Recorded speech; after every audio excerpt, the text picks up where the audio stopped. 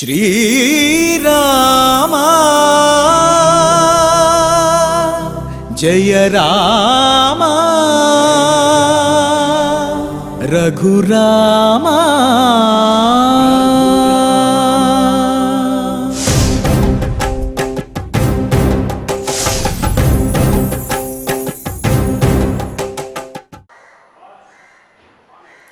ఓం నమో వెంకటేశాయ।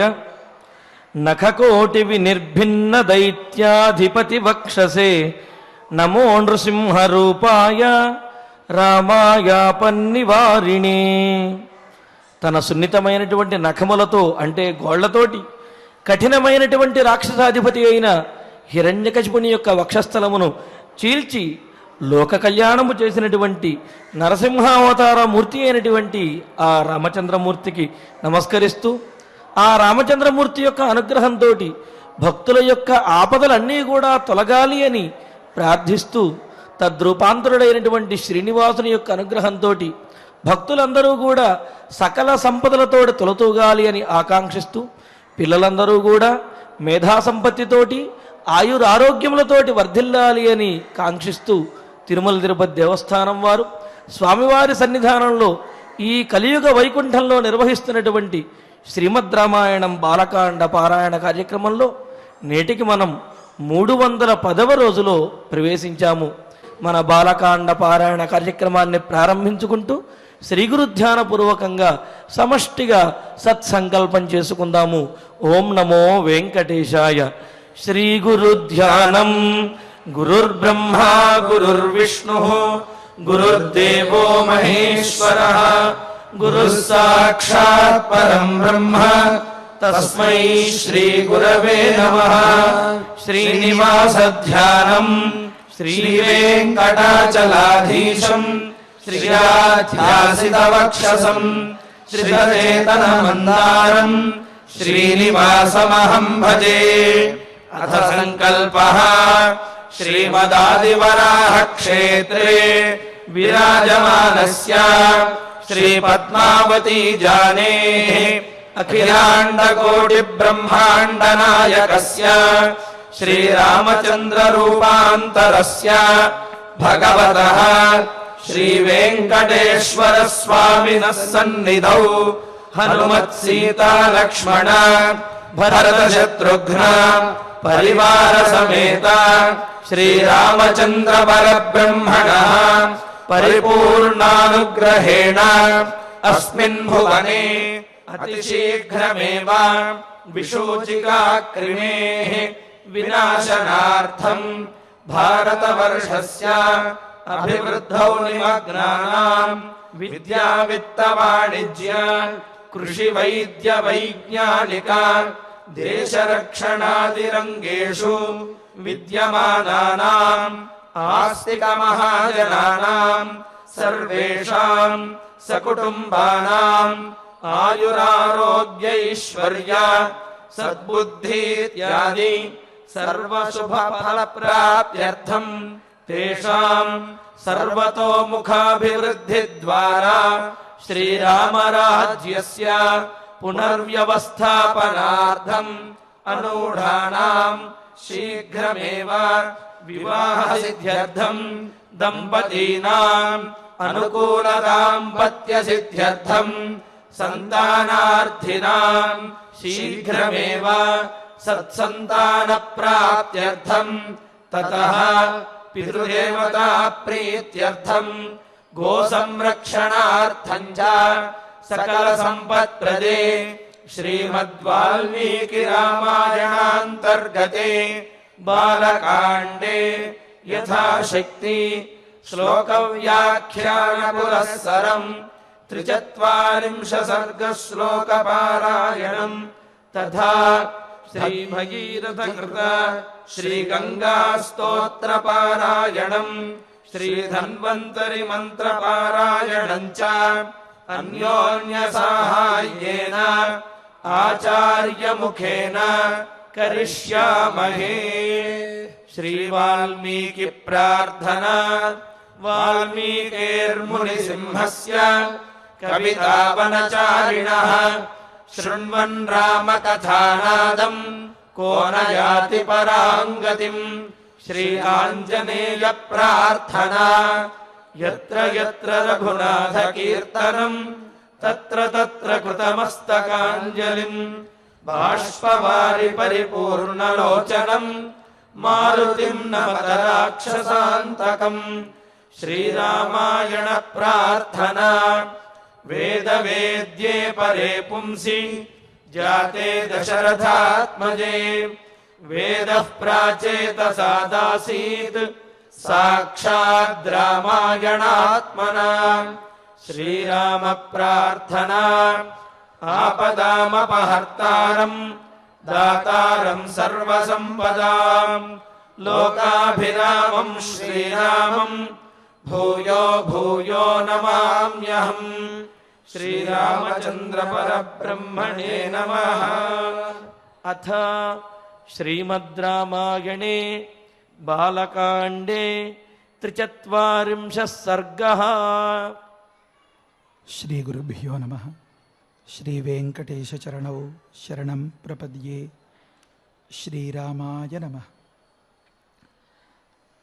ततो हैमवती ज्येष्ठा सर्वलोकनमस्कृता तदा साति महद्रूपं कृत्वा वेगञ्च दुस्सहम् आकाशात् अपतद्राम शिवे శివశిరస్యుత. పరమపావనమైనటువంటి గంగ దివి నుంచి భూమికి ఏతెంచిన వైనాన్ని మనం వివరించుకుంటున్నాం. రామచంద్రమూర్తికి ఎంతో ప్రీతితో బ్రహ్మర్షులు నువ్వు అడిగింది ఈ గంగ గురించే కదా, వినబోయ్ అన్నట్లుగా చెప్తున్నారు. రామ ఓసారి పిలిచారు. ఎదురుకుండా కూర్చుని గురువుగారి వైపే కళ్ళప్పగించి చూస్తూ గురుగారి ఏం చెప్తారా విందాము అని అన్న సందర్భంలో ఓసారి మళ్ళీ పిలవాలా మధ్యలో. అది విశ్వామిత్రుల ప్రేమ, రాముని మీద ఉండేటటువంటి అపేక్ష అన్నమాట. మరింకాస్త అవధానం, ఏకాగ్రత, శ్రద్ధ కావాలోయ్. కాస్త జాగ్రత్తగా విను రామయ్య. ఏమనంటే తతః తదా సర్వలోక నమస్కృతా సా జ్యేష్ఠ హైమవతి. గంగ పైనుండి కిందికి దిగింది. ఎక్కడ? శివుని యొక్క శిరస్సు యందు. అంటే ఇంకా కొద్దిసేపట్లో పెళ్లివారు వచ్చేసారు, తొందరగా తెమలండి తెమలండి అని అంటారు కదా. ఏది నిజంగా వచ్చేసారా అంటే పొలిమేరలో ఉన్నారు అనే సందర్భంలో కూడా ఇదిగో వచ్చేసారు అని చెప్తూ ఉంటారు కదా. అంటే కొద్ది క్షణాల్లో అనే సందర్భంలో కూడా జరిగిపోయినట్లుగా ఆ భూతకాలిక ప్రయోగం చేస్తారు అన్నమాట. చాలా జాగ్రత్తగా గుర్తుపెట్టుకోవాలి. తర్వాత ఈ కథ అర్థం అవ్వాలంటే గంగ ఇంకా శివుడి నెత్తిన చేరలేదు, కానీ శివశిరసి అపతతు అని చెప్పేశారు. అంటే ఇంకా ఇహనో ఇప్పుడో పడదాము అని అనుకుంటోంది. అప్పుడు ఆ గంగ యొక్క అభిప్రాయాలు, స్వరూపం అదంతా చెప్తున్నారు. ఏమనంటే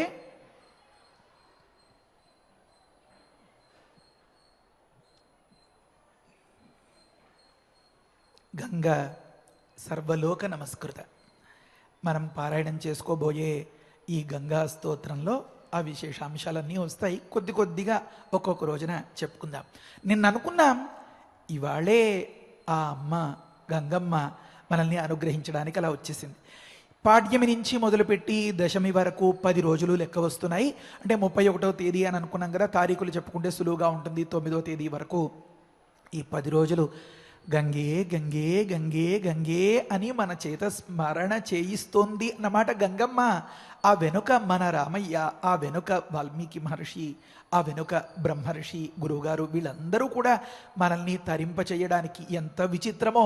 ఈ జ్యేష్ఠ శుక్ల పాడ్యమి నుంచి దశమి వరకు ఉండేటటువంటి ఈ 10 రోజుల పాటు 10 విధములైనటువంటి ప్రతి ఒక్కరిలోనూ ఉండేటటువంటి ఆ పాపాల్ని పోగొట్టడానికి గంగా స్మరణం చేయిస్తున్నాడు. అంటే ఆ భగవంతుడు ఈ శ్రీమద్ రామాయణం వినే మన మీద ఎంత అపేక్ష, ఎంత వాత్సల్యం. సరే, ప్రకృతంలో గంగమ్మ సర్వలోక నమస్కృత. మొత్తం లోకాలన్నీ కూడా ఆ గంగమ్మను కొలుస్తూ ఉంటాయి. ఎందుకంటే ఒక్కొక్క మాట గుర్తుపెట్టుకుంటే ఓహో ఇందుకని ఇలా అన్నారా, ఇందుకని ఇలా అన్నారా అని తర్వాత అర్థమవుతుంది. మరి మొత్తం 10, 20, 30 అంశాలు ఒకేసారి ఎలా అనేసుకోగలుగుతాం? దేవతలు, గంధర్వులు, కిన్నరులు, కింపురుషులు, లేకపోతే బ్రహ్మర్షులు, నారదాదులు, వారు వీరు అందరూ ఆ గంగలో ములిగి తేలి ఆహాహా కేరింతలు కొట్టేటటువంటి సందర్భం రాబోతుంది. ఎంత సంతోషకరమో చెప్పలేమన్నమాట. సరే, ఈ రకంగా గంగ సర్వలోక నమస్కృత. మరి ఒకంత స్థాయి ఉన్నటువంటి ఒకానొక ఆడది ఎలా ప్రవర్తిస్తుంది? వాల్మీకి మహర్షి చెప్తున్నారు. మిమ్మల్ని ప్రత్యేకంగా ఆహ్వానిస్తున్నారండి, మీరు మా కార్యక్రమానికి ముఖ్య అతిథి అనే సందర్భంలో ఏదో సాదా సీదాగా అలా వచ్చేస్తారా? కాస్త అందంగా ముస్తాబై మంచిగా తయారై అందరి దృష్టి తన మీద పడేలాగా, అందరిలోనూ తను ఆకర్షణీయంగా ఉండేలాగా అలా ప్రయత్నం చేయాలి అని అనిపిస్తుంది కదా, మహిళల స్వభావం కదా.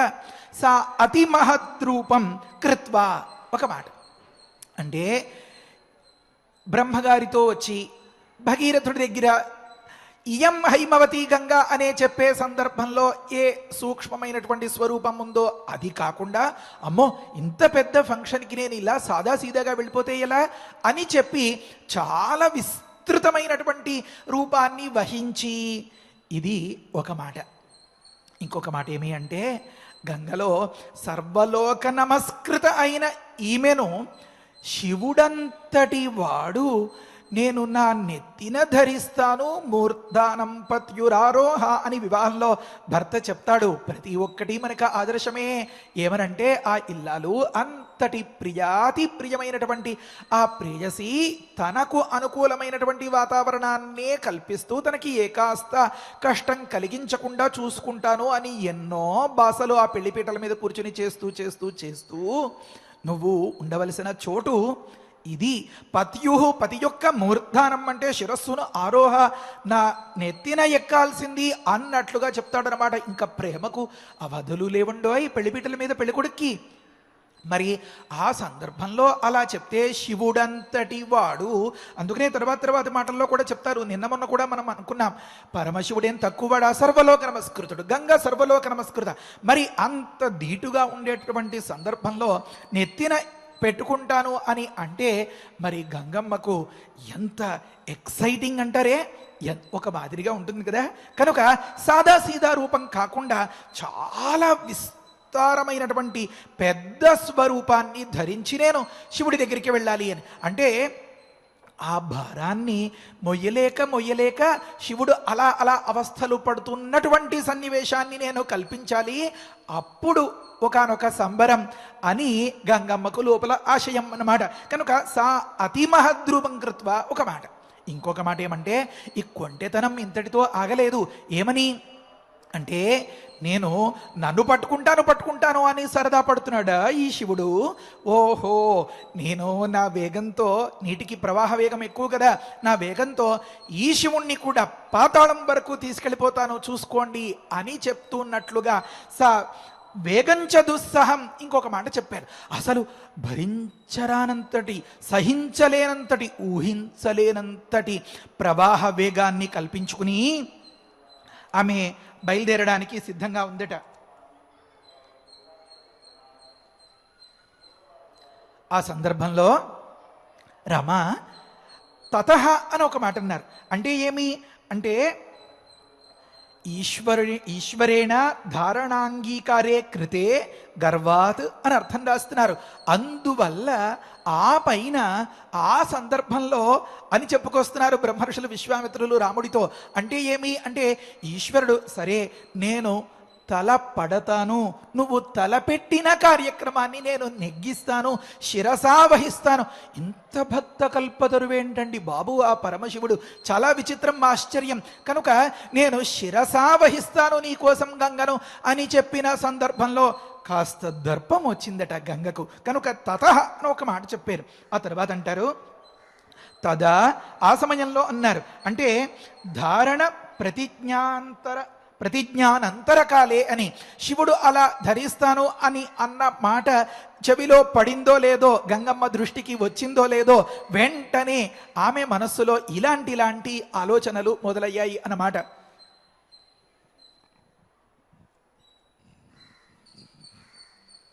అంటే గంగ దీనికోసమే ఎదురు చూస్తున్నట్లుగా ఉంది సందర్భం, సన్నివేశం.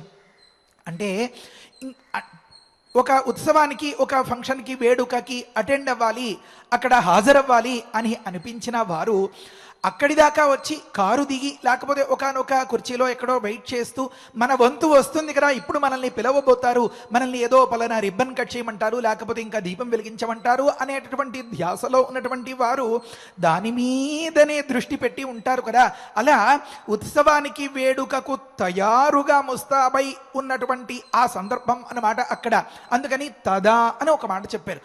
అదేంటండి, శివుడు అసలు ఎప్పుడు సిద్ధపడతాడో, శివుడికి ఉండేటటువంటి వ్యవహారాలన్నీ పక్కన పెట్టుకుని భగీరథుడు అన్నటువంటి మాటను చూద్దాం, అమలు చేద్దాం, ఇవాళ రేపో కాస్త ముహూర్తం పెట్టుకుని అనేటటువంటి సందర్భాలు ఉంటాయేమో. వెంటనే గంగమ్మ ఇలా పరికిణి పైకి పెట్టుకుని పిల్ల చెంగు చెంగుమని ఎగురుకుంటూ పిలిచిన వెంటనే చేతులు చాపి అడిగిన వెంటనే దగ్గరకు వచ్చేసినట్లుగా అంతలా వచ్చేయాలి అని ఆ తొందరపడిపోయేటటువంటి సంబరాలు ఎందుకండి అని అనిపిస్తుంది కదా. దీనికి ఒక మంచి సమాధానం ఏమనంటే, ఒక సందర్భంలో చెప్తారు దేవీ భాగవతంలో ఉన్నమాట. ఈ పూట మనం ఆరంభించి చదువుకోబోయేటటువంటి ఆ గంగా స్తోత్రం కూడా భగీరథుల వారు చేసింది. అది కూడా దేవీ భాగవతంలో నవమ స్కంధంలో 12వ అధ్యాయంలో కనిపిస్తుంది.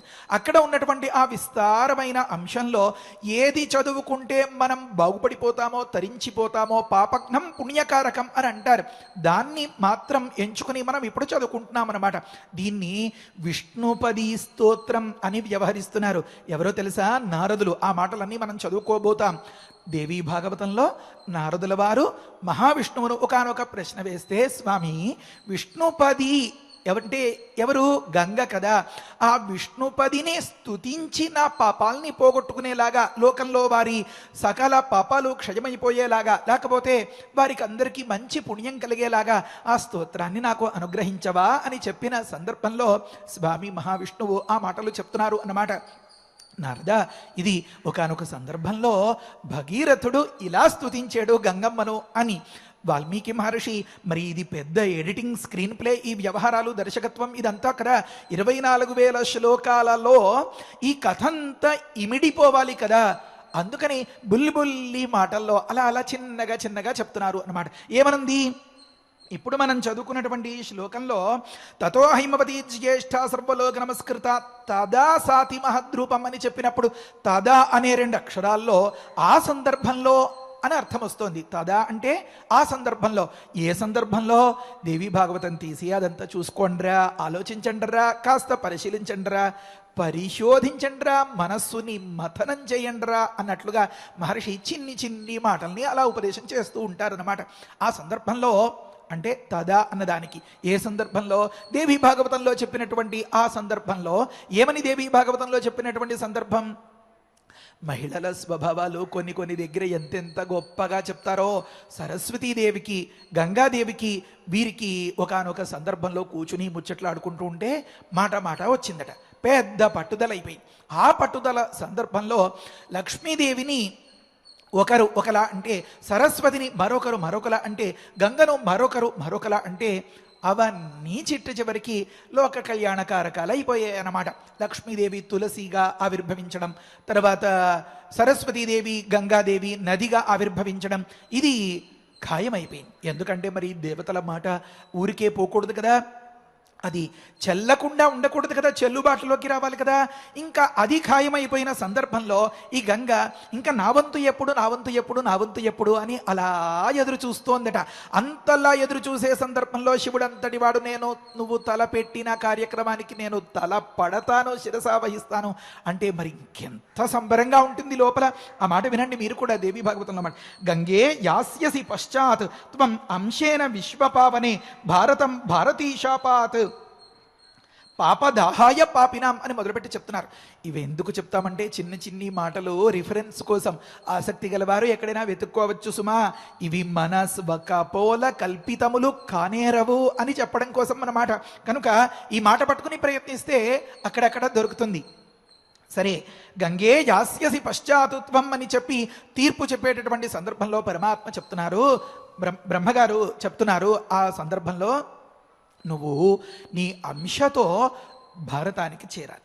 ఈ భరతఖండానికి ఈ భూమికి చేరినటువంటి సందర్భం ఎందుకోసము అంటే పాపదాహేన పాపిన, లోకంలో పాపాత్ములు తెలుసో తెలియకో అజ్ఞానంలో లేకపోతే అవసరంతో ఏదో రకరకాలుగా అనేక తప్పిదాలు చేస్తూ ఉంటారు, ఎన్నో అపరాధాలు. అయ్యయ్యో మాకు తెలియలేదండి అంటారు. అలా అయ్యయ్యో మాకు తెలియలేదు అని పశ్చాత్తాపడేటటువంటి సందర్భంలో వారి పాపాపనోదనం చేయడానికి ఎవరైనా ఒకరు సరైన వారు ఉండాలి కదా. కనుక నువ్వు నీకు వచ్చినటువంటి ఈ వంతు ఉంది కదా, ఈ పాత్ర ధరించాలి, నువ్వు నదిగా పారాలి, ప్రవహించాలి అనేటువంటి నీకు వంతు ఉంది కదా, ఈ వంతును అప్పుడు నువ్వు సద్వినియోగపరుచుకోగలుగుతావు అని బ్రహ్మగారు దాని గురించి చెప్తున్నారు అన్నమాట. కనుక భారతం భారతీశాపాతు, భారతం అంటే ఈ భరతఖండానికి నువ్వు చేరుకోవాలి. భారతీశాపాత్ అంటే భారతి అంటే సరస్వతీదేవి. అప్పుడు వెంటనే గంగ కూడా సరస్వతీదేవికి నువ్వు కూడా నా మాదిరిగానే నదిగా మారి ప్రవహింతువుగాక అని. అదేంటండి, ఒకానొక దేవతామూర్తి నదిగా మారడం అంటే అది ఒకరిని ఒకరు శపించుకున్నట్లు ఎలా అవుతుందండి అంటే, అనేక మంది వారి యొక్క శరీరాలకి, మనస్సులకు, వాక్కులకు ఏర్పడినటువంటి ఆ మలినాలను అన్నింటినీ అలా ములిగి లేచి కడిగేసుకుంటూ ఉంటారు కదా. అంతటి కుళ్ళు, కుతంత్రం లేకపోతే కుట్రలు, వీటన్నింటినీ కడుగుతూ ఇంతమందిని ప్రక్షాళన చేసేటటువంటి ఒకానొక స్థితి కలగాలి అనే మాట మరి శాపమే కదా. కనుక త్వం భారతే భారతీ శాపాతు అని అన్నారన్నమాట.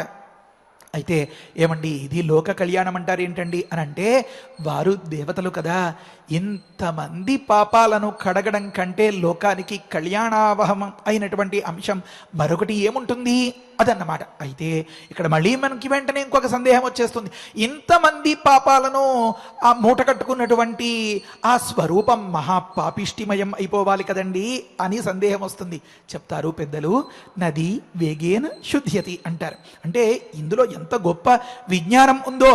ఒకానొక ప్రవాహం వల్ల అందులో ఉండేటటువంటి మంచి చెడులు అన్నీ విడివడిపోయి ఆ నురుగులాగా లేకపోతే ఆ తేటలాగా అలాగలాగా వచ్చేసి ఆ ఒడ్డుకి చేరిపోతాయి. ఈ నీరు మాత్రం పరమ పవిత్రంగా ఉంటుందన్నమాట. నీటికి ప్యూరిఫికేషన్ అనేది మన పెద్దలు ఎలా గుర్తించారు అంటే ప్రవాహం వల్ల అని గుర్తించారు. కనుక అసలు కథలోకి వస్తే గంగకు ఎప్పుడా నా వంతు ఇంత లోకోపకారం, ఇంత పాపుల యొక్క పాప ప్రక్షాళనం చేసి పరమ పావనులనుగా వారిని తీర్చిదిద్దేటటువంటి ఆ వంతు నా పాత్ర ఎప్పుడా అని ఎంతో సంరంభంతో ఎదురు చూసేటటువంటి సందర్భం కనుక ఇలా చెప్పారు అన్నమాట. అక్కడ విశ్వనాథ వారు కూడా రామాయణ కల్పవృక్షంలో చాలా అద్భుతంగా వర్ణిస్తారు. ఏమనంటే, ఓసి గిరిగర్భమా ధాత్రికి దిగుమమ్మ, ఏ ఒక్కడని కూర్చుంటివో అతడొకడు వచ్చేసాడు అని మొదలుపెట్టి అక్కడ చెప్తారు. ఏమనంటే, భగీరథుడు రావాలి, నేను కిందకి దిగాలి. భగీరథుడు రావాలి, శివుణ్ణి మెప్పించాలి, నన్ను నెత్తినెక్కించుకునేలాగా శివుణ్ణి ఒప్పించాలి. భగీరథుడు రావాలి, నన్ను కిందికి తీసుకెళ్ళాలి. భగీరథుడు ఇలా తపస్సు చేసేస్తోందిట ఆ గంగమ్మ. అమ్మాయి, ఎవరి కోసం నువ్వు ఇంతలాగా ఇంట్లోకి వీధిలోకి కాలు కాలిన పిల్లిలాగా తిరిగేస్తూ ఎదురు చూసేస్తున్నావో, ఆ భగీరథుడు ఒంటికాలి మీద బొటని వేలి మీద అని ఆ శివుడి కోసం కఠోరమైనటువంటి తపస్సు చేసేసాడు పరమశివుడు భోళాశంకరుడు. కనుక అంత సమయం తీసుకోకుండా అథ సంవత్సరే పూర్ణే, సంవత్సరాన్ని ఎండగానే వెంటనే ప్రత్యక్షమైపోయాడమ్మా, ఇంకా నీ వంతు వచ్చేసింది, నువ్వు దిగేసేయి అన్నట్లుగా చెప్పిన సందర్భంలో మరి సంరంభం, ఒకానొక వేడుక, ఎక్సైట్మెంట్ అండ్ ఇలాంటి మాటలతో చెప్తూ ఉంటారు కదా. మరి ఆ రకమైనటువంటి సంసిద్ధత, ఆ రకమైనటువంటి ఉబలాటం, ఆ రకమైనటువంటి హుషారు ఉంటుంది కదా. ఆ సందర్భంలో ఎంత తాత్పర్యం, తదా అన్న 2 అక్షరాల్లో ఆ సమయంలో అని అక్కడక్కడ చూసుకుంటే మీకే క్లియర్ అవుతుంది అన్నట్లుగా చెప్పారు వాల్మీకి మహర్షి. ఏ మాటను విడిచిపెట్టుకోకుండా చెప్పుకుంటున్నాం కదా మనం. ఇలాంటి సందర్భంలో ఆ కథను అంతని ఇక్కడ అనుసంధానం చేస్తే ఆ గంగమ్మ పరవళ్ళు తొక్కుతూ పరవశించిపోతూ వచ్చేయడానికి సిద్ధపడుతూ ఉండేటువంటి ఆ దేవలోకంలో ఆ దృశ్యం మన కంటికి కనిపిస్తుంది కదా, చాలా సంతోషంగా ఉంటుంది. కనుక తదా అంటే ఈశ్వరేణ ధారణ అంగీకారే కృతే గర్వాత అని ఇంతకుముందు అనుకున్నాం కదా. ధారణా ప్రతిజ్ఞ అనంతరకాలే, శివుడు నేను ధరిస్తాను అని ప్రతిజ్ఞ చేసిన అనంతరం ఆ వెంటనే సర్వలోక నమస్కృత అయినటువంటి సాజ్యేష్ఠ హిమవతి, హిమవంతుని పెద్ద కుమార్తె అయినటువంటి ఆ గంగ అతి మహద్రూపం, ఇంతకు ముందెన్నడు లేనంతగా, ఏదో అంతనాడు లేదు ఇంతనాడు లేదు, సంతనాడు పెట్టింది ముంతంత కొప్పు అని ఏదో సామెత చెప్పారట. అంటే ఉత్తప్పుడు చాలా సాదాసీదాగానా అని ఉన్నా 10 మందిలోకి వెళ్ళేటప్పుడు కాస్త ముస్తాబై కాస్త ప్రత్యేకంగా స్పెషల్ అట్రాక్షన్ అంటారు కదా, ప్రధాన ఆకర్షణగా నిలవాలి కదా, అది చెప్తున్నారు అన్నమాట గంగమ్మ స్వభావం. అతి మహద్రూపం. ఇది ఇంకొకటి ఏమనంటే దుస్సహం వేగంచ కృత్వా, శివుడు ఓపలేనంతటి ప్రవాహ వేగాన్ని కూడా కల్పించుకుని ఆకాశాతు శివే శివ శిరసి అపతతు ఉత అని అన్నారు. తర్కించుకుంటోందట, లోపల మథన పడుతోందట, విచారిస్తోందట, అవునా కాదా, సత్యమా అసత్యమా, లేకపోతే ఇది ఉచితమా అనుచితమా, పాపం శివుడు ఏదైనా అనుకుంటాడేమో, పాపం శివుడు చతికిల పడిపోతాడేమో, పాపం శివుడికి మెడ నొప్పి పెడుతుందేమో. ఎన్నెన్ని మాటలో ఉత అనేది వితర్కార్థంలో అని చెప్తారు సంస్కృతంలో. ఇలా తర్కించుకుంటూ ఇది సబబేనా కాదా. మనం కథల్లో సినిమాల్లో అక్కడ చూస్తే కనిపిస్తుంది, కాస్త కొంటెతనంతో ఉండేటటువంటి గడసరిగా ఉండేటటువంటి ఆడపిల్లలు కాస్త ఏడిపించాలి అని పట్టుపట్టేటటువంటి సందర్భంలో మనకి ఇలాంటివన్నీ కనిపిస్తూ ఉంటాయి కదా. ఏం పర్వాలేదు, ఈ కాస్త ఆట పట్టించవచ్చు బావని, లేకపోతే ఈ కాస్త మనం పరిశీలించవచ్చు, పరీక్ష పెట్టచ్చు, ఏం పర్వాలేదు అన్నట్లుగా ఉత తర్కించుకుంటోంది. అంతలోనే నేను పెద్దదాన్ని కదా, నేను ఇలా చేస్తే బాగోదు, మరదులకైతే అది వైనం విధానం కావచ్చు, ఇలాంటి ఆలోచనలన్నీ ఉన్నాయో ఏమో. మనం ఆ గంగను వాల్మీకి మహర్షి చెప్పిన మాటల్లో పరిశీలించగలుగుతాం తప్ప గంగా అంతరంగంలో మనం ప్రవేశించగలమా? లేదు. కనుక ఉత అంటే వితర్కే అంటారు. ఇలా తర్కించుకుంటూ శివే శివ శిరసి అపతతు అన్నారు. ఆ శివుడి శిరస్సును అమాంతం పడిపోయింది అన్నట్లుగా అక్కడ తయారుగా ఉంది అని అర్థం అన్నమాట. ఎందుకంటే ఈ మధ్యలో 1, 2, 3 దృశ్యాలు సీన్స్ జరుగుతాయి, వాటిని మనకి వివరించాలి వాల్మీకి మహర్షి. అయితే ఇక్కడ ఒక ప్రశ్న, సందేహం. ఏమండి, ధర్మశాస్త్రం పరిశీలిస్తే కొన్ని సందర్భాల్లో కొన్ని అంశాల్ని తాకినంత మాత్రం చేతనే అపవిత్రం అని చెప్తారు. అన్నింటికంటే కూడా కేశములు అనేవి సకల పాపాలు దాన్ని అంటిపెట్టుకుని ఉంటాయి. అందుకనే కదా తలనీలాలు స్వామికి సమర్పించేసి, మహాప్రభో నన్ను సకల పాపరహితుడిగా చేసి నన్ను పుణ్యాత్ముణ్ణి చెయ్యి అని ప్రార్థిస్తూ ఉంటారు భక్తులు. కనుక కేశములు అంటేనే అవి పాపస్థానం కదండి. ఆ కేశములు ముట్టుకుంటే ఈ చెయ్యి కడుక్కోవాలి అంటారు కదండి. ఆ కేశములు ఎక్కడైనా ఏ పదార్థం మీదో పూల మీదో మరో దగ్గర పడితే అవి పూజకు అనర్హములైపోతాయి అని చెప్తారు కదండి. తినేటప్పుడు ఆ వెంట్రుక ఏదైనా అన్నంలో వస్తే అది పక్కన పెట్టేసి, లేకపోతే దానికి నెయ్యి అది మళ్ళీ పునరభిహారం చేసి ఇంతటి విషయాలు చెప్తారు కదండి. శివుడి తలపైన పడితే అది మళ్ళీ భగీరథుడు అలా తీసుకుపెడితే అది పరమ పావనులుగా ఆ 60 పుత్ర సహస్రాన్ని 60,000 మంది సాగరుణ్ణి చేసింది అనేటటువంటి కథ చాలా అసమంజసంగా ఉంది కదండి అని సందేహం వస్తుంది. చెప్తున్నారు అందుకని శివే శివ శిరసి అంటే ఆ నమ్మకంలో ఒక దగ్గర రాస్తారు, నమశివాయ మంత్రానికి అర్థం రాస్తూ శివ కళ్యాణ రూప స్వయం నిష్కల్మష ఇత్యర్థ అంటారు. పరమ మంగళకరమైనటువంటి స్వరూపం ఈ లోకంలో ఏదైనా ఉంది అంటే దానికి ఏదైనా ఒకనొక పేరు పెడితే అవి 2 అక్షరాల్లో చెప్పాలి అంటే శివ అని చెప్పాలి అట. కనుక పరమ మంగళకరమైనటువంటి స్వరూపము కల శివుని యొక్క శిరస్సు యందు అని చెప్పడం కోసం శివశిరసి అని చెప్పారనమాట. ఆ తర్వాత మళ్ళీ మాట మార్చి రుద్ర శబ్దంతో చెప్తారు. ఇక్కడ పరిచయంగా శివుడి గురించి అంత పరమ మంగళ స్వరూపం మన హృదయంలో ఆవిష్కరింపబడుట కోసం చెప్పేటటువంటి మాట శివశిరసి. అయితే కానివచ్చండి, ఒక వ్యక్తి ఎంత గొప్పవాడైనా, ఎంత అందగాడైనా, ఎంత అందచందాలు వగైరాలుగా ఉన్నా కేశాలకు ఉండేటటువంటి ఆ మాలిన్యం అనేది అది తప్పనిసరి కదండి అని అనిపిస్తుందేమో. అందుకని మళ్ళీ ఇంకొక మాట పక్కన చేర్చారు, ఏమని శివే అని అన్నారు. ఇది శిరస్సుకు విశేషణం. మొదటి శివశిరసి అనే మాటలో శివ అన్నదానికి పరమశివుని యొక్క శిరసి అంటే తలపైన అని అర్థం వచ్చింది. ఆ తల శిరస్సు ఎటువంటిది అంటే అది శివమయమైనది. అంటే అక్కడ అర్థం రాస్తారు ఏమనంటే సకల కళ్యాణ మూలభూతము. కనుక లోకంలో ఏ ఒక్కరు ఏ రకంగా ప్రార్థించినా దానిని అందంగా నెరవేర్చడానికి నిరంతరం యోగాభ్యాసంలో ఉండి శ్రీరామ శ్రీరామ శ్రీరామ శ్రీరామ శ్రీరామ శ్రీరామ ఒకటే తారకనామం చేస్తూ ఉంటాడు. కనుక ఆ పరమశివుడు అందున ఇంకొక మాట విష్ణు పాదోద్భవ, విష్ణు పాదం నుంచి ఆవిర్భవించిందా ఈ గంగమ్మ. ఇంకా మళ్ళీ రెండో మాటే లేదు, నేను తల పట్టేస్తాను అక్కడ అని అంటాట. అంటే మహావిష్ణువు పట్ల అంతటి ప్రీతి పరమశివుడికి. మహావిష్ణువు పాదం కడిగినటువంటి ఆ నీరు నా శిరస్సు పైన పడడం కంటే ఇంకా నా జన్మకు ధన్యమేమి అనిపించేంతటి పరమపావనమైనటువంటి భావన పరమశివుడికి. కనుక ఆ సందర్భంలో పరమశివుడు నిరంతరం రామనామాభ్యాసం చేస్తూ నిరంతరం ఆ యోగనిష్టలో ఉంటాడు. కనుక అంతటి తపోయోగంలో ఉన్నటువంటి వ్యక్తి యొక్క యోగీశ్వరుని యొక్క కాలి గోరు కూడా పరమపావనం కనుక శివే శివ శిరసి అని చెప్పారనమాట. సకల కళ్యాణములకు మూలభూతమైనది ఆ శివ శిరస్సు. ఇంకొక మాట ఈ సందర్భంలోనే మనకి ఇంకొక ప్రశ్నకు కూడా జవాబు వచ్చేస్తుంది. ఏమనంటే విష్ణు పాదోద్భవ అని అంటున్నారు కదండి, కాళ్ళు కడిగిన నీరు ఎక్కడైనా పవిత్రంగా ఉంటుందా అండి అంటే మహావిష్ణువు కనుక వారి పాదాలకు అంతటి పవిత్రత, మహావిష్ణు పాదాలకి అంతటి పవిత్రత ఎందుకోసం? మరి క్షీరసాగర మథనం తర్వాత అప్పుడు లక్ష్మీదేవి ఆవిర్భవించడం, ఆ లక్ష్మీదేవి మహావిష్ణువుని వరుడుగా ఎన్నుకోవడం, ఇలాంటి సందర్భాల్లో మహావిష్ణువు యొక్క ప్రత్యేకతలు అంతా వివరించబడతాయి. మరి కొంతగా చెప్పుకోగలుగుతాం. ఏమైనా దశపాపహర గురించి మనం స్మరించుకోవడమే మన గొప్ప భాగ్యం. కనుక ఈరోజు ప్రధానంగా ఆ భగీరథ కృత గంగా స్తోత్రాన్ని మనం శ్రద్ధగా చదువుకుందాం. ఆ స్తోత్రంలో ముఖ్యమైనటువంటి సారాంశం అంటే కాస్త శ్రద్ధ కలగడం కోసం, మాకు పరిచయం లేదు అని అనిపించకుండా ఉండడం కోసం చిన్న మాటలు చెప్తాను. ఏమనంటే నారద ఉవాచ అని మొదలుపెట్టి నారదుల వారు ఒకానొక ప్రశ్న వేశారు. నారాయణ ఉవాచ అంటే శ్రీమన్నారాయణులు జవాబు చెప్తున్నారు.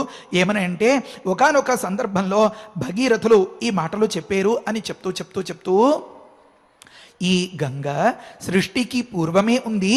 అఖిలాండకోటి బ్రహ్మాండముల సృష్టి కంటే ముందుగా విశ్వమంతా వ్యాపించి ఉన్నటువంటి ఈ గంగ ప్రకృతంలో భూలోకవాసుల్ని అందరినీ అనుగ్రహించడం కోసం ఈ భరతఖండం పైన ఆవిర్భవించింది, భగీరథుని ద్వారా ఆవిష్కరింపబడింది అని చెప్పడం ఈ మొత్తంలో తాత్పర్యం.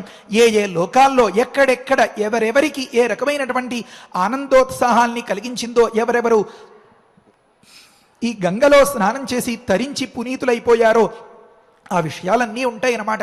అవన్నీ మనం ఒక్కసారి మనసారా మననం చేస్తే ఆయా లోకాల్లో, సత్యలోకంలో, వైకుంఠంలో, కైలాసంలో, ఇంద్రలోకంలో, చంద్రలోకంలో, సూర్యలోకంలో, తపోలోకంలో, జనోలోకంలో, మహర్లోకంలో మనం స్నానం చేసినంతటి ఫలితం అని ఆ స్మరణకు సకల పాపక్షయాన్ని చేస్తుంది, సకల విధములైనటువంటి పుణ్యాన్ని ఇస్తుంది అని చెప్పి స్థూలంగా దీని గురించి ఒక చిన్న భావన చెప్తారు. ఈ విశ్వ కళ్యాణకారకమైనటువంటి ఈ గంగా స్తోత్రం మనం మనసారా భావన చేసి ఆచార్య ముఖేన శ్రద్ధగా చదువుకుందాం.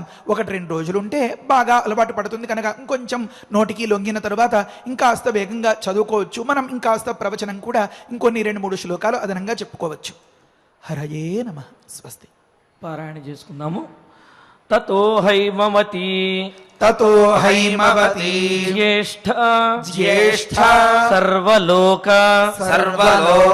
నమస్కృత సర్వలోక నమస్కృత తదాసా అతిమహద్రూపం కృత్వా వేగంచ దుస్సహం ఆకాశాత్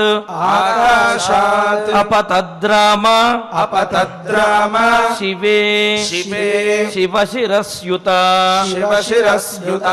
ఇత్యార్షే శ్రీమద్ రామాయణే బాలకాండే 43 सर्गे శ్లోకరత్నం. రమ్యమైనటువంటి రామాయణ ప్రవచనంలో గంగానది స్వర్గము నుండి భువికి ఆవిర్భవించేటటువంటి మహత్తరమైన సన్నివేశాన్ని మనం తెలుసుకుంటూ ఉన్నాము. గంగానది ఆ స్వర్గం నుండి కిందకి వస్తూ అతి మహద్రూపాన్ని ధరించిందిట. అంటే మహద్రూపము అంటే చాలా పెద్దది అని అర్థము. మరి అతి మహద్రూపము అంటే ఊహించలేనంత పెద్ద రూపాన్ని ధరించి భూమండలం మీదకి వస్తూ ఉన్నది.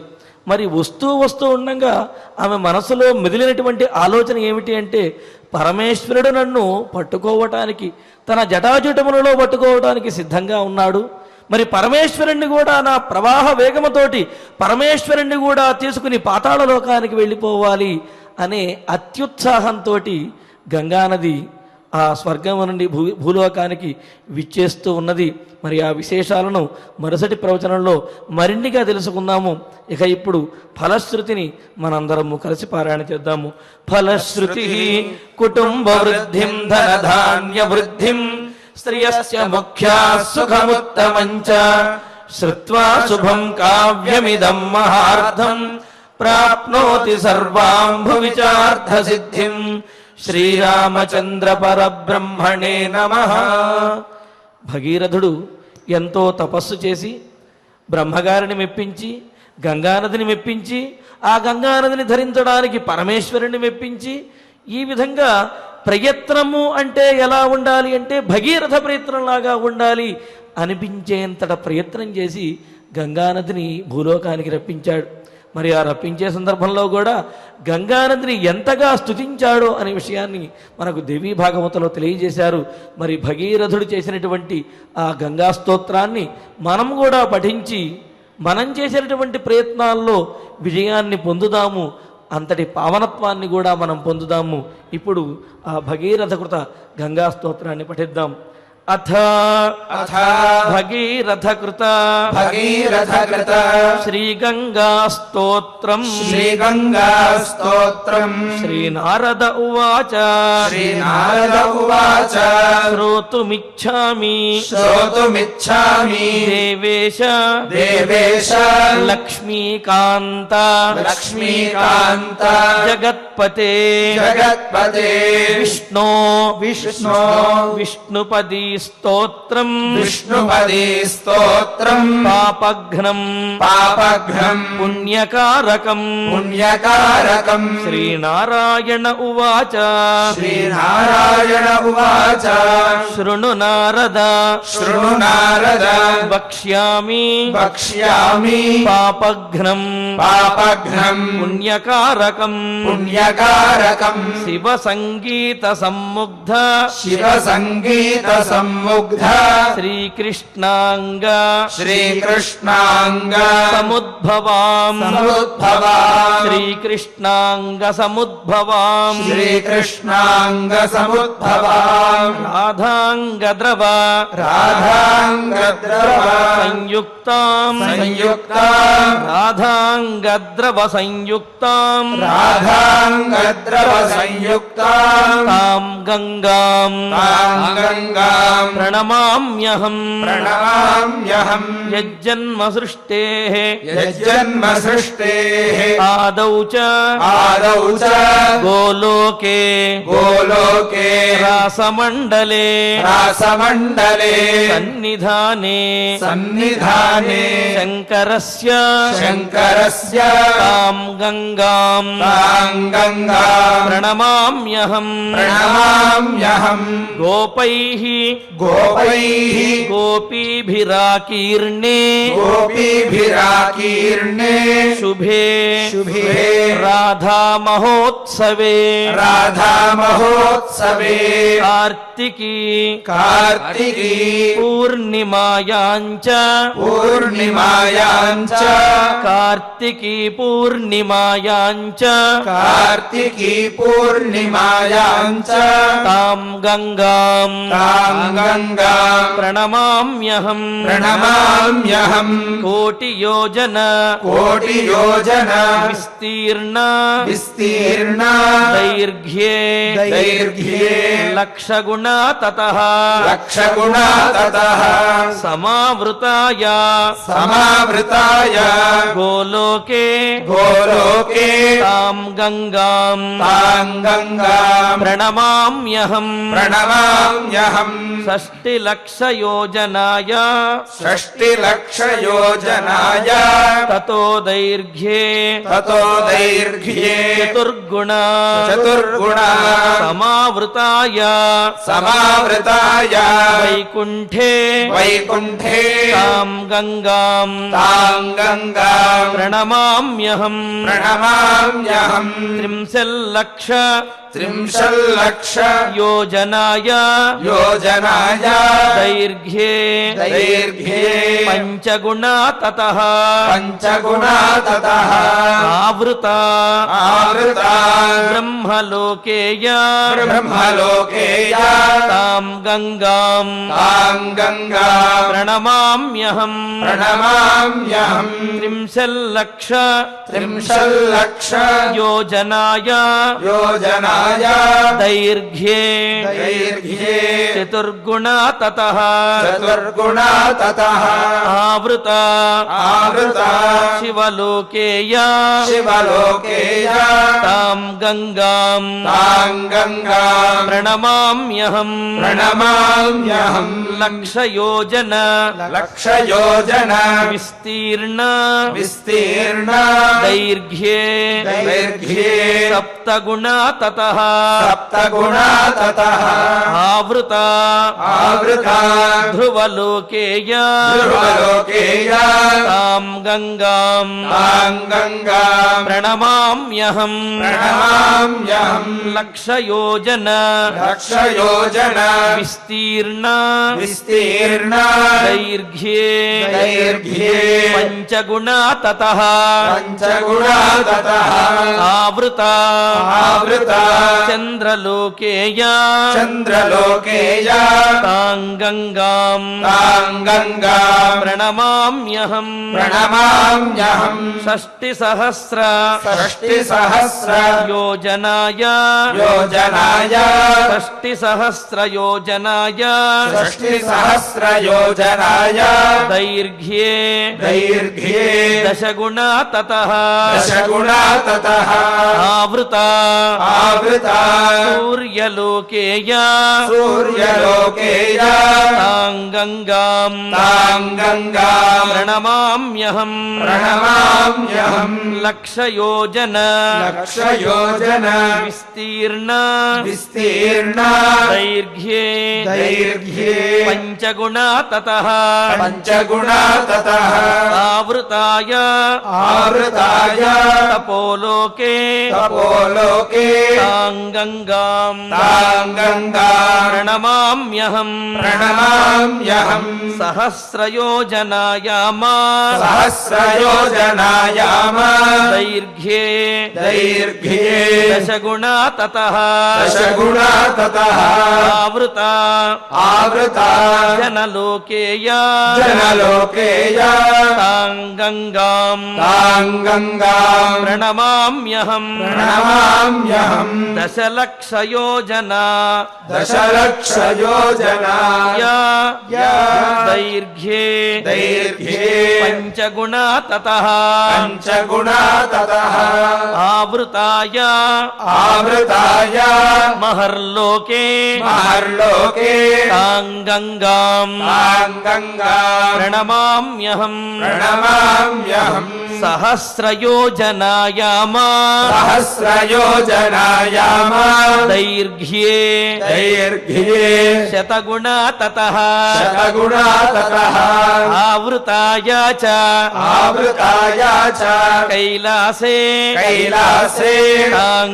గంగాం तां गङ्गां ప్రణమామ్యహం प्रणमाम्यहम् శతయోజన शतयोजन విస్తీర్ణ विस्तीर्ण దైర్ఘ్యే दैर्घ्ये దశగుణా తతః दशगुणा ततः మందాకిని मन्दाकिनी కేంద్రలోకే केन्द्रलोके తాం గంగాం तां गङ्गां ప్రణమామ్యహం प्रणमाम्यहम् పాతాళే पाताले భోగవతి చైవ भोगवती चैव విస్తీర్ణ विस्तीर्णा దశయోజన दशयोजना తతః ततः दशगुणादैर्घ्ये दशगुणादैर्घ्ये तां गङ्गां तां गङ्गां प्रणमाम्यहम् प्रणमाम्यहम् क्रोशैकमात्र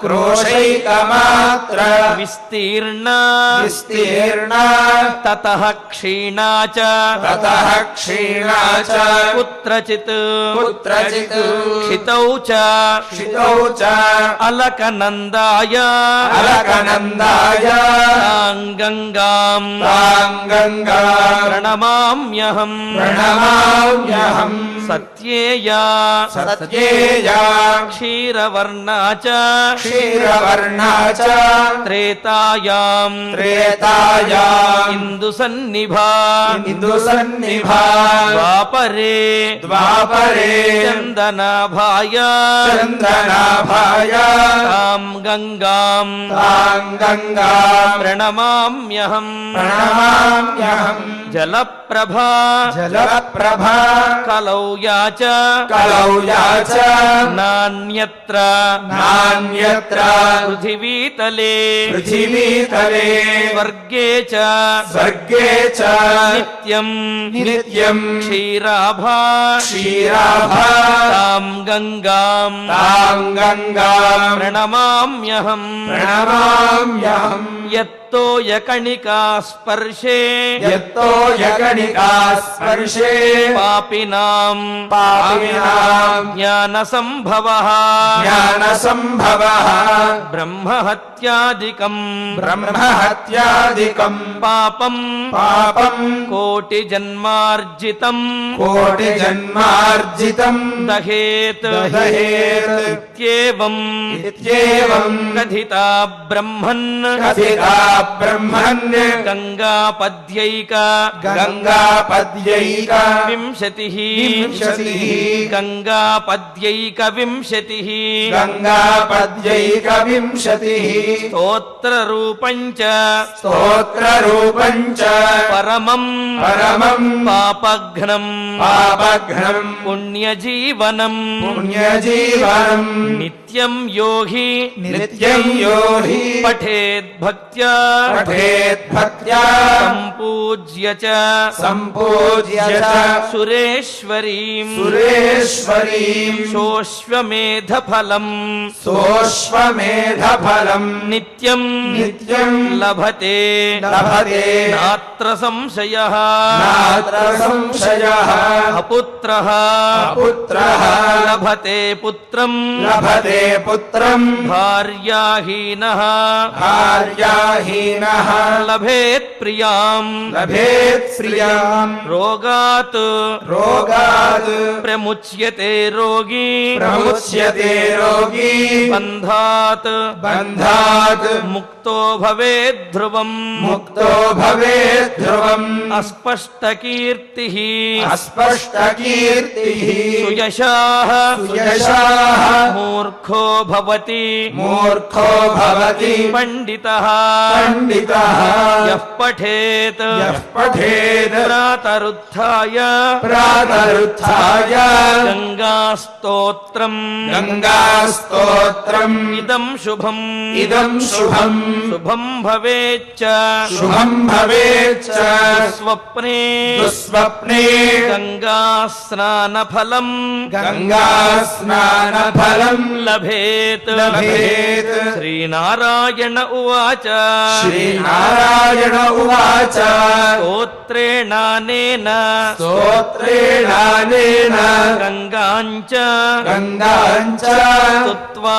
चैव स्तुत्वा चैव भगीरथः भगीरथः जगामताम् जगामताम् गृहीत्वा च गृहीत्वा च यत्र नष्टाश्च यत्र नष्टाश्च सागराः सागराः वैकुण्ठन्ते वैकुण्ठन्ते ययुस्तूर्णम् ययुस्तूर्णम् गङ्गायाः गङ्गायाः स्पर्शवायुना स्पर्शवायुना भगीरथेन भगीरथेन सानीता सानीता तेन तेन भागीरथी स्मृता भागीरथी स्मृता ఇత్యేవం కథితం సర్వం ఇత్యేవం కథితం సర్వం గంగోపాఖ్యానముత్తమం.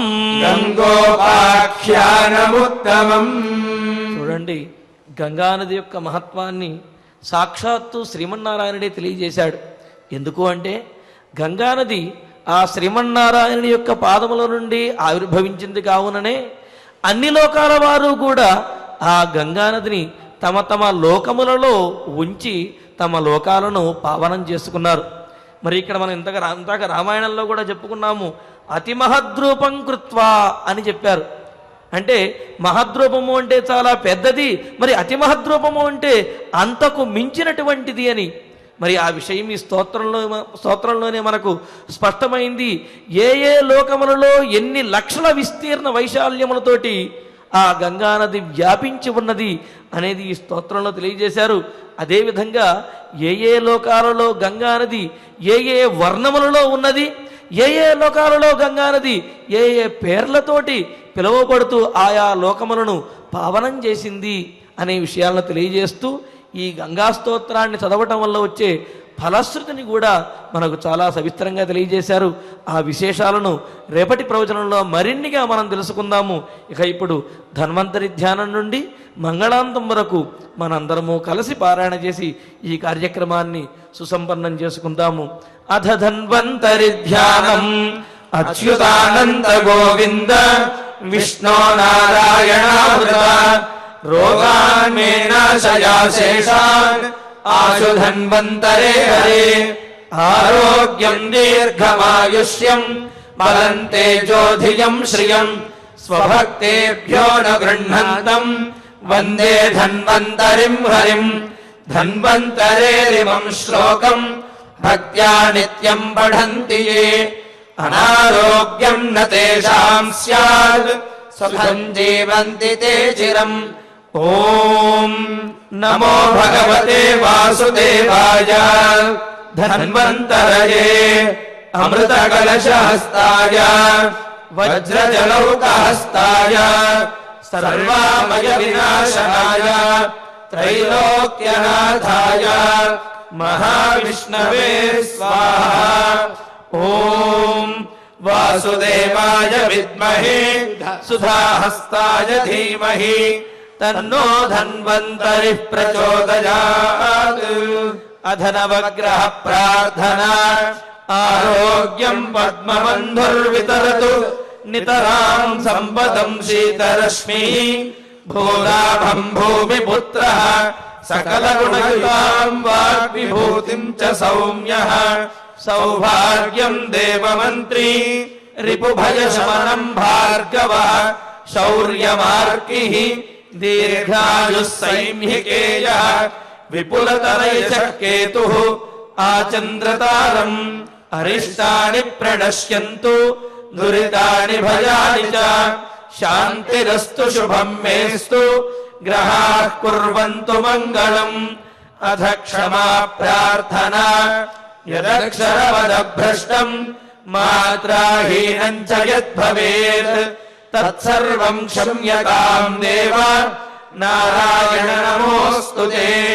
అథ భగవత్ సమర్పణం కాయేన వాచా మనసేంద్రియైర్వా బుద్ధ్యాత్మనా వా ప్రకృతే స్వభావాత్ కరోమి యద్యత్ సకలం పరస్మై నారాయణాయేతి సమర్పయామి.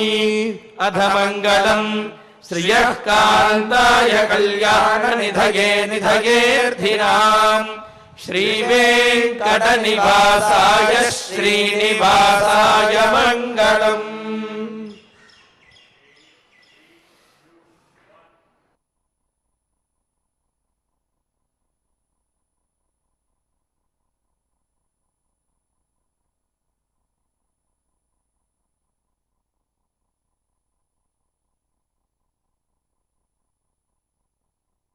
ఓం